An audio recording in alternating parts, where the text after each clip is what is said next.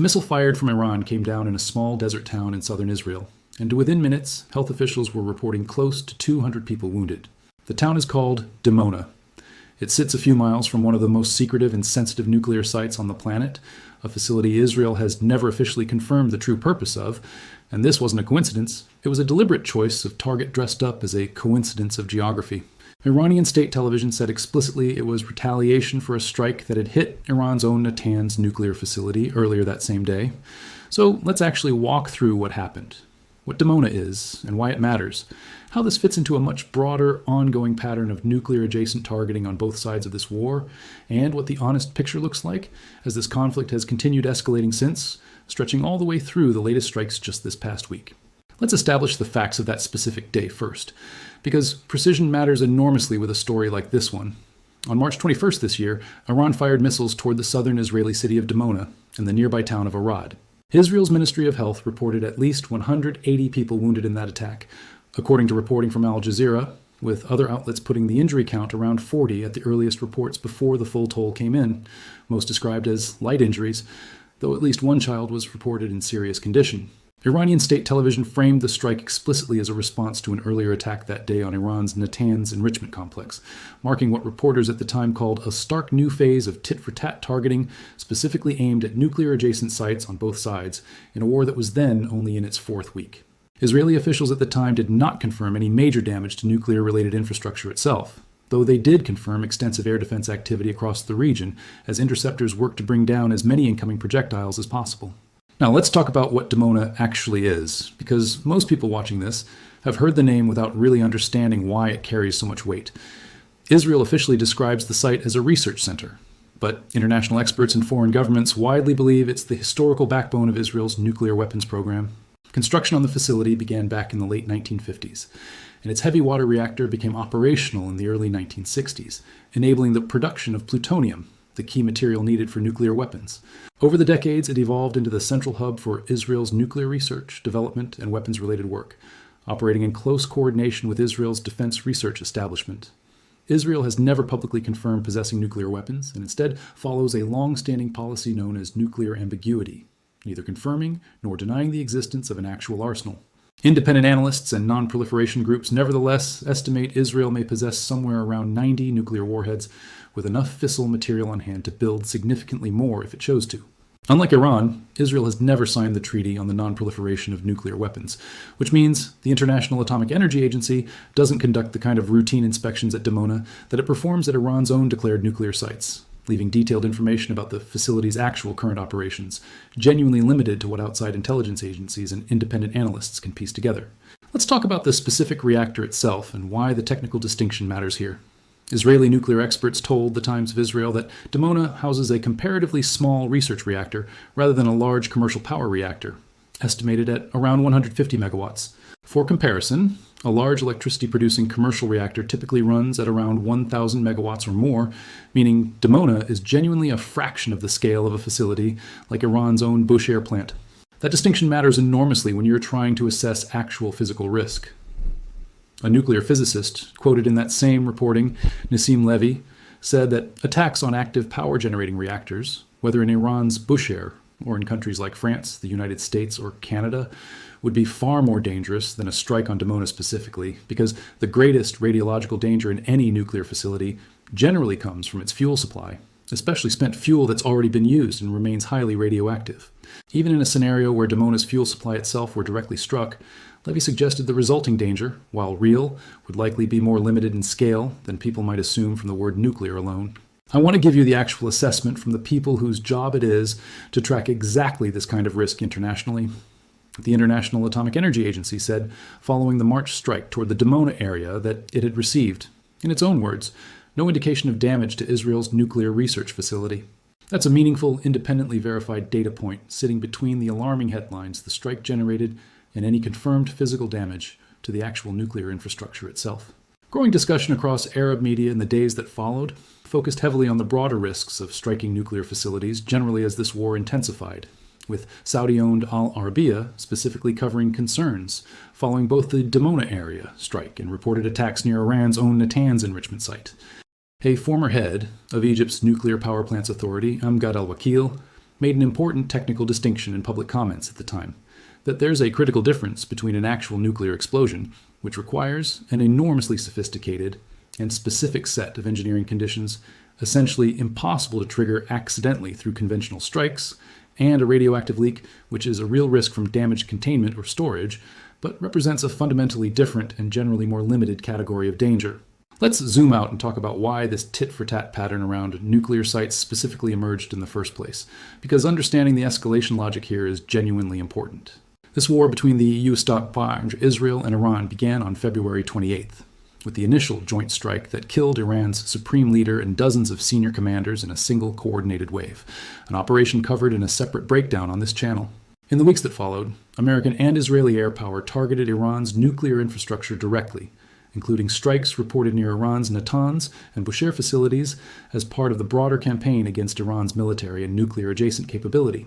Iran's response, at least, on March 21st specifically, was to target the area immediately around Israel's own most sensitive nuclear-adjacent facility, seemingly as a direct symbolic and strategic counter. Hit our nuclear infrastructure and we'll hit yours, even though the two facilities serve completely different purposes and sit at completely different scales technically. This wasn't an isolated moment either, and tracking how this specific pattern continued over the following months genuinely helps explain the current phase of the war, since a single dramatic strike rarely tells the full story of how a conflict like this one actually evolves over time.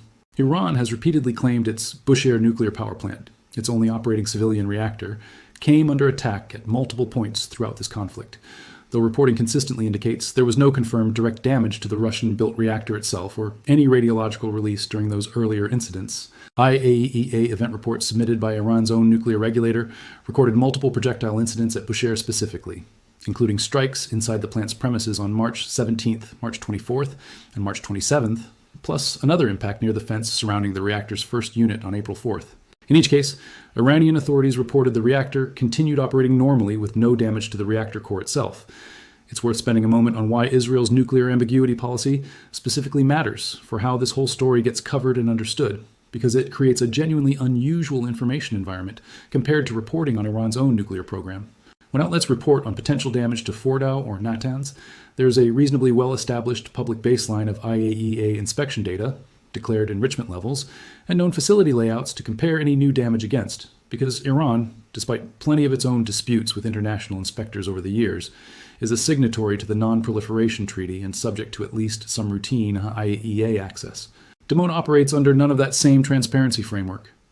Even the American intelligence community reportedly failed to fully identify the site's true purpose for years after construction began in the late 1950s, according to reporting that later informed an internal review submitted to President Kennedy examining exactly how U.S. intelligence had overlooked the facility's significance for so long. That historical opacity means that when a strike lands near Dimona today, journalists and outside analysts are working with a fundamentally thinner base of verified public information than they have for almost any comparable strike on a declared, internationally inspected facility elsewhere in this war. It's worth pausing on the human toll of that specific day too, separate from the nuclear angle entirely, because close to 200 wounded from a single strike is a genuinely serious civilian casualty event on its own merits, regardless of what facility happened to sit nearby. Israeli soldiers and rescue crews worked through damaged residential buildings in Dimona in the strike's immediate aftermath, and reporting from Euronews described emergency workers responding across the town as authorities worked to account for the wounded and assess structural damage to homes that had nothing to do with any nuclear facility at all. Ordinary houses hit by debris and blast damage from a missile that Israeli interception systems had attempted and failed to bring down before impact. That's an important detail worth sitting with. This wasn't a strike that missed its intended nuclear target and hit civilians by accident in some narrow technical sense. From what's been reported, it appears the strike was aimed at the general area specifically because of the nuclear facility's presence there. Let me give you some concrete technical grounding on Bushehr specifically, since it's the facility carrying the most genuine ongoing risk in this entire story. According to data from the International Atomic Energy Agency's own power reactor information system, the operational reactor known as Bushehr 1 has a net electrical capacity of around 915 megawatts. It first connected to Iran's national power grid back in September of 2011 and began full commercial operation 2 years later, in September of 2013. What sets Bushehr apart from Iran's enrichment sites like Natanz or Fordow, which we've covered in detail in an earlier breakdown, is what's actually inside it. Those enrichment facilities process uranium, but don't typically hold the same kind of active nuclear fuel and radioactive material tied to ongoing power generation that a live reactor like Bushehr does at any given moment. Then in early July, after the ceasefire that had briefly paused, this conflict broke down. The pattern intensified further. On July 9th, Bushehr's deputy provincial governor told Iran's IRNA news agency that the perimeter of the Bushehr nuclear power plant had been struck by projectiles during a broader wave of U.S. attacks across Bushehr province. U.S. officials told the Jerusalem Post at the time that America was not responsible for those specific explosions, a point of direct contradiction between Iranian and American accounts that's never been fully resolved. Then, roughly a week later, CENTCOM confirmed a 5-hour mission that struck military targets across Iran, explicitly including the city of Bushehr itself alongside other coastal locations like Chabahar, Jask, Konarak, Abu Musa, and Bandar Abbas, though notably the U.S. did not identify Bushehr or any nuclear facility by name among its officially announced target list for that operation. Satellite imagery analysis compiled by Al Jazeera's open source unit, comparing Sentinel-2 satellite images from July 7th and July 12th, showed newly formed impact scars inside the Bushehr complex itself, along with another apparent strike site within nearby support facilities. IAEA Director General Rafael Grossi has separately warned that a direct hit on an active nuclear reactor like Bushehr would carry real risk of radioactive release, a genuinely different risk profile than a strike on Dimona's smaller research reactor. This brings us to the most recent development. On July 19th, Iran's Atomic Energy Organization said U.S. strikes had hit the under-construction Darkhovin nuclear power plant in southwestern Iran's Khuzestan province near the Iraqi border. Iran's Deputy Foreign Minister Kazem Garibabadi called it a dangerous assault on Iran's peaceful infrastructure and promised appropriate measures to defend Iran's national security. The IAEA confirmed it was looking into these reports, while noting the Darkhovin site was still in the very early stages of construction and contained no nuclear material at the time of the agency's last inspection visit, meaning the actual radiological risk from any strike there specifically would have been essentially non-existent, regardless of the physical damage. Reports indicated the site had been struck by at least 3 separate projectiles, though some accounts raised the possibility that Kuwait or Bahrain, rather than the United States directly, could have been responsible, a theory that remains speculative rather than confirmed. The U.S. has not officially confirmed responsibility for that specific strike as of this recording, according to CNN's own reporting, which reached out directly to CENTCOM for comment without receiving one before publishing. Let me connect this back to the broader retaliatory pattern, because Iran's response to the Darkhovin reports followed almost immediately. Within roughly the same window, Iran launched attacks against Kuwait, Bahrain, and Jordan, with Kuwait specifically accusing Iran of deliberately targeting civilian and vital facilities, including a power and desalination plant hit for the second consecutive day. Roughly 90% of Kuwait's drinking water comes from desalination, according to the Associated Press, meaning a sustained campaign against that specific category of infrastructure carries genuinely serious humanitarian stakes for an entire country's population. The Gulf Cooperation Council's Secretary General accused Iran of war crimes over these attacks, though that's an accusation and a legal characterization rather than a binding ruling from any court. Let me expand a little more on that Kuwait desalination detail, because it's one of the most underappreciated humanitarian dimensions of this entire war. A country that draws roughly 9 in every 10 glasses of drinking water from desalination plants is fundamentally dependent on a relatively small number of large industrial facilities functioning continuously and reliably. Damage to that specific category of infrastructure represents a genuine acute threat to the basic survival needs of an entire national population, arguably even more immediately dangerous to ordinary civilians than damage to a military radar site. Now here's something that doesn't fit neatly into either side's narrative and remains genuinely unresolved. Back on May 18th, a drone strike sparked a fire on the edge of the United Arab Emirates' sole nuclear power plant, the Barakah facility in Abu Dhabi's western desert, which the UAE's own foreign ministry called an unprovoked terrorist attack. No one publicly claimed responsibility for that specific strike. The UAE's nuclear regulator confirmed the fire didn't affect overall plant safety and that all 4 reactor units continued operating normally, with the IAEA confirming the strike caused a fire in an electrical generator specifically, with 1 reactor unit temporarily running on emergency diesel power as a precaution. The $20 billion Barakah plant was built with help from South Korea and came online back in 2020, and it's the only nuclear power plant anywhere in the Arab world capable of supplying roughly a quarter of the UAE's total electricity needs. The UAE has hosted Israeli air defense personnel and equipment and had recently accused Iran of launching drone and missile attacks against it directly, which is presumably why suspicion for the Barakah strike fell toward Tehran or its regional proxies, though nobody has formally claimed it. Yemen's Iran-backed Houthi rebels had separately claimed to target that same facility years earlier, back in 2017, while it was still under construction, a claim Abu Dhabi denied at the time. It's worth mentioning one more data point that shows just how far this pattern of targeting strategically significant, high-value sites has extended. Earlier in this same war, back in the same March window as the Dimona strike, Iran reportedly fired 2 intermediate-range ballistic missiles toward Diego Garcia, a critical UK military base in the Indian Ocean. Neither missile actually struck the base, but the attempt itself tells you something important. Iran's targeting philosophy throughout this war hasn't been limited to conventional battlefield objectives. Close to its own borders, it's repeatedly reached for symbolically and strategically significant targets wherever it believed it could plausibly hit them. Let's talk about the broader ripple effect these nuclear-adjacent strikes have had, because fear of exactly this category of escalation has genuinely moved global energy markets throughout this war. Whenever reporting emerges of a strike near a nuclear facility on either side, oil markets have consistently reacted with real price volatility, reflecting traders' concern that any confirmed radiological incident could force a much more dramatic international response.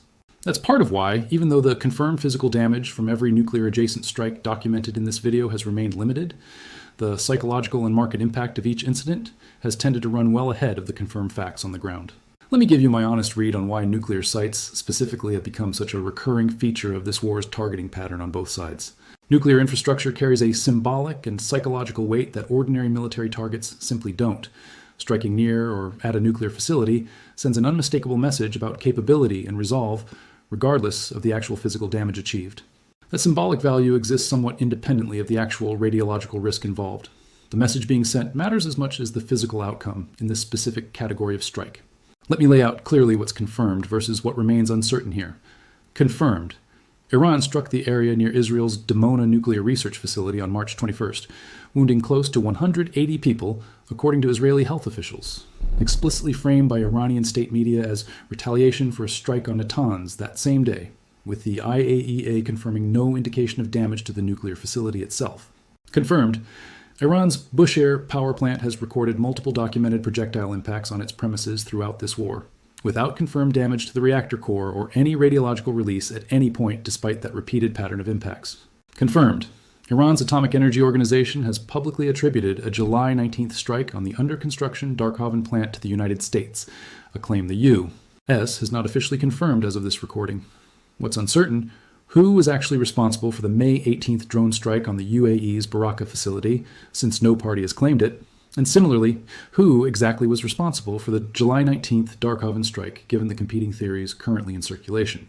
Also uncertain: the precise current physical condition of Bushehr's reactor following the most recently documented July damage, since the IAEA's last on-site inspection predates that specific round of satellite-confirmed impact scars. So here's the actual bottom line on this whole thread of the war.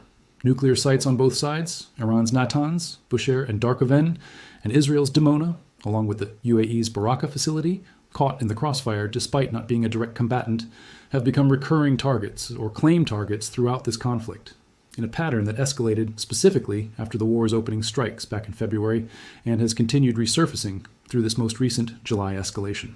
The actual confirmed radiological risk from any single incident documented so far has remained genuinely limited. No confirmed reactor core damage, no confirmed radiological release, and IAEA assessments consistently landing closer to no indication of serious damage than to any confirmed catastrophic outcome. But the pattern itself represents a genuinely dangerous normalization worth taking seriously, regardless of how any single incident has turned out so far, because the entire logic of deterrence around nuclear facilities depends on that kind of targeting remaining rare and consequential rather than becoming just another routine feature of an already grinding, months-long war. I think it's worth being honest about why a story spanning this many separate incidents deserves this level of careful sequencing rather than collapsing it into one dramatic headline moment. Each of these strikes, Dimona in March, the repeated Bushehr impacts throughout the spring, the UAE's Barakah incident in May, and the Darkhovin strike this past week, happened at different times, involved different parties, and carries a genuinely different risk profile. All right, a couple of things before wrapping up. If breakdowns like this, ones that actually track a pattern across months instead of just reacting to whatever the newest headline says, are what you come here for, go ahead and subscribe with notifications turned on, because this specific thread is clearly one of the more consequential and still unfolding parts of this entire war. And second, drop a comment and let me know, given the pattern laid out here, do you think the recurring targeting of nuclear-adjacent sites represents genuine strategic escalation risk, or mostly symbolic messaging given how limited the actual confirmed damage has been so far? I'd also genuinely like to know whether you think the international community should be doing more right now to formally establish nuclear facilities as off-limits targets in this specific conflict. Every comment gets read, and a lot of what gets covered next comes directly out of those conversations. Thanks so much for watching. Stay safe out there, and catch you in the next one, the moment there's something real and verified worth bringing.